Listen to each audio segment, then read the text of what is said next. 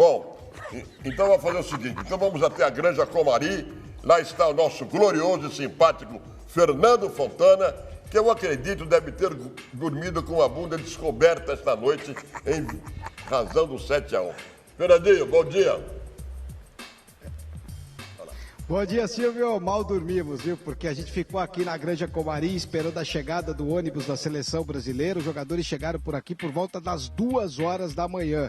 E aí, realmente, apenas 4 torcedores vieram para apoiar a seleção brasileira e um veio para criticar, colocou umas faixas de vergonha, falou que a seleção realmente não faz gol. Depois do 7-1 que a seleção brasileira sofreu ontem, e o técnico Luiz Felipe Scolari, em entrevista coletiva, assumiu a culpa. Diz que a responsabilidade é toda dele, que foi ele que montou esse esquema, que foi ele que montou o time, então ele realmente tem que receber nas costas esta derrota. Diz que foi o pior dia da vida dele, que vai ficar marcado como treinador que perdeu por 7-1 numa semifinal, uma coisa inédita em Copa do Mundo, mas disse também que a vida não acabou, que o Brasil tem que levantar a cabeça e disputar o 3º lugar e tentar honrar a camisa e fazer a alegria do povo. Davi Luiz falou mais ou menos a mesma coisa, que queria alegrar 200 milhões de brasileiros, mas que realmente não conseguiu alegrar, mas que agora, com a disputa do 3º lugar, pretende se despedir da Copa do Mundo com uma vitória. E o Fred, hein, falou que foram injustas as críticas, tanto por parte da torcida, quanto por parte dos jornalistas, e que é uma ferida que ele nunca mais vai esquecer. A seleção brasileira vai treinar aqui apenas aquele trabalho regenerativo na Granja Comari, ninguém vem para o campo, vai ser aquele trabalho na piscina, e o jogador vem dar entrevista coletiva. A assessoria de imprensa ainda não sabe quem vai escolher para vir. Até isso está acontecendo. Realmente a coisa está bem complicada por aqui hoje, viu, Silvio? Diz uma coisa para mim, Fernandinho. Teve pizza ontem à noite ainda. Normalmente, quando o Brasil ganha, eles vão para lá e tem pizza, sorvete. Teve pizza ontem aí ou não? Teve, porque na verdade toda essa refeição ela já vem sendo preparada independente do resultado, né? E realmente aquela mesma refeição que eles sempre fazem depois dos jogos quando chegam aqui, eles chegam de madrugada morrendo de fome, aí teve pizza, macarrão, sorvete, o cardápio é variado, até porque o Brasil continua aí se preparando pelo menos para a disputa do 3º lugar. E eles não quiseram responder aí, Silvio, eu respondo, hein? Acho que a Argentina vai para a final e a Holanda disputa o 3º, hein? Bom, as notícias que ele deu lá representam... China, o 7-1 abalou tanto você assim, China? Estou sentindo você cabisbaixo e meditabundo. Não, cabisbaixo eu nunca fiquei na minha vida e nunca vou ficar. Agora, evidentemente que eu estou pensando aqui, meditando no que foi que aconteceu com o futebol brasileiro. Você me conhece há muito tempo, você não pensou que eu ia chegar aqui serelepe dando risada, porque eu não sou nem imbecil nem irresponsável, né? Então, eu fico pensando aonde essa derrota vai nos levar no futuro para o futebol brasileiro. É isso que eu fico pensando. Em qualquer país do mundo, uma seleção que disputasse o 3º lugar seria aplaudida. No Brasil é diferente. Primeiro, pela maneira como o Brasil foi derrotado pela Alemanha. Se o Brasil tivesse perdido por 1-0, a disputa do 3º lugar não seria aplaudido, mas seria bem recebida pelo público brasileiro. Agora, a maneira como o Brasil perdeu é que foi um grande impacto em cima de quem gosta de futebol, né? A palavra que eu mais ouvi, e eu acho que é aí que vai ficar marcado em ferro em brasa na torcida brasileira, em quem gosta de futebol, é que em todos os lugares que eu fui, com quem eu conversei, a palavra que marcou e que causa mal-estar em todos nós é vergonha. Qualquer torcedor falou, poxa, estou com uma vergonha por causa do resultado e da maneira como o Brasil perdeu. É isso. Com o passar do tempo, essa vergonha, evidentemente... Sai na urina, como se diz. Vai passar, né? Vai passar. Você está um pouquinho mais alegre, Ceará. O que é com você? Não sentiu tanto a porrada, digamos assim? Eu vou dizer para você, é porque se você pegar o programa de ontem, né? E também o que eu falei com o pessoal do torcedores.com, que eu escrevo lá, tem um blog lá, como você tem o seu Twitter com mais de 700 mil pessoas, a gente se comunica via internet com muita gente nas mídias, né? Isso é importante para o jornalista. Então, eu falei a mesma coisa, e eu e o Juarez falamos lá no torcedores.com a mesma coisa, quer dizer, e falamos no programa. O Brasil vai enfrentar hoje com um time que não treinou para esse jogo, porque ele não treinou o time para esse jogo.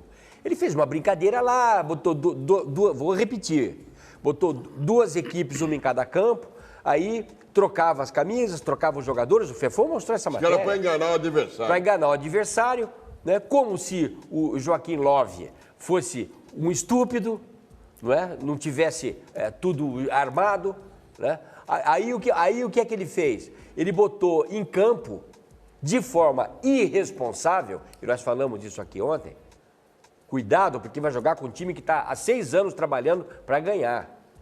Trabalhando esse time, fazendo amistosos, primeiro lugar nas eliminatórias, ele não perdeu um jogo nas eliminatórias, ele tinha que saber disso, ele sabia disso. Ele sabia o tamanho da pancadaria que ele ia enfrentar. Ele sabia disso. Ele não é burro, Filipão. Se tem uma coisa que ele não é, é burro, porque senão o cara não estaria na posição que ele está, de técnico da seleção brasileira. Ele é um cara vivo, um malandro, entendeu? Vivido, já foi campeão do mundo. Depois de campeão do mundo, ele não fez mais nada. Ele dirigiu a seleção de Portugal, que não ganhou de ninguém e perdeu uma Copa, uma final de Copa da Europa dentro de casa, para o time da Grécia. Depois ele foi para o Uzbequistão, que não representa um cazzo de niente no futebol do mundo e não ganhou nada, ganhou um título lá, mas também ninguém quer saber desse título. Depois ele dirigiu o Chelsea e caiu no vestiário porque os caras diziam, e quem falou foi o Belletti. Quem falou do Filipão foi o Belletti, que é comentarista na TV Globo. Disse o seguinte, ele caiu no vestiário porque os caras sabiam que ele não entendia nada de tática e técnica, ele não montava o time e não conseguia falar inglês com os caras. Pronto, dei o nome. Então, é assim que funciona. E levou o Palmeiras para a segunda divisão. Levou o Palmeiras para a segunda divisão, foi chamado na casa do presidente da CBF, hoje eu vou contar tudo, na casa do presidente da CBF, que fica exatamente no mesmo prédio onde mora o dono, o Tuta, o dono da Jovem Pan, e por isso o porteiro contou para o Tuta, e o Tuta deu em primeira mão a notícia na Jovem Pan, através dos funcionários, que o Filipão estava lá na casa do Marinho. E foi lá nesse dia, ainda treinador do Palmeiras, que ele fez o acerto. Eu saio, vocês mandam o cara embora, foi aquela história que nós já sabemos. Foi feito lá, numa madrugada, e o porteiro foi quem contou. Estou contando tudo porque agora é hora de contar. Então, meu velho, o cara sabia de tudo. Ele conhecia o time da Holanda, da Alemanha. Ele entrou contra a Alemanha na malandragem. Eu vou montar um time, eu vou ferrar esses caras, eu vou botar um moleque voando em cima deles. Ele pensou assim, ele raciocinou assim e ele se ferrou. Ele se ferrou de verde, amarelo, azul e branco. E ele botou os jogadores numa situação difícil, porque o time estava enfraquecido taticamente dentro de campo.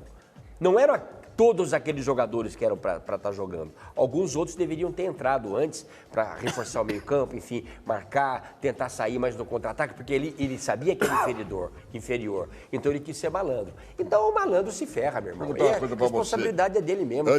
Não vai nem ficar na seleção mais. Aliás, já caiu. Antes da gente repassar a tragédia de ontem, até que ponto a ausência do Thiago e do Neymar, ou se o Thiago e se o Neymar estivessem no jogo, teria acontecido a mesma coisa ou o volume seria menor? O volume poderia ser um pouco menor, mas o Brasil não perdeu para a Alemanha por causa da ausência do Neymar nem da ausência do Thiago Silva. Se os dois tivessem jogado, o Brasil perderia da mesma maneira. Porque o futebol tem uma certa lógica, é evidente que não é total, mas tem uma certa lógica. O volume de jogo da Alemanha é muito grande, é muito maior que o da Argentina, muito maior que o da Holanda, é muito maior que o do Brasil.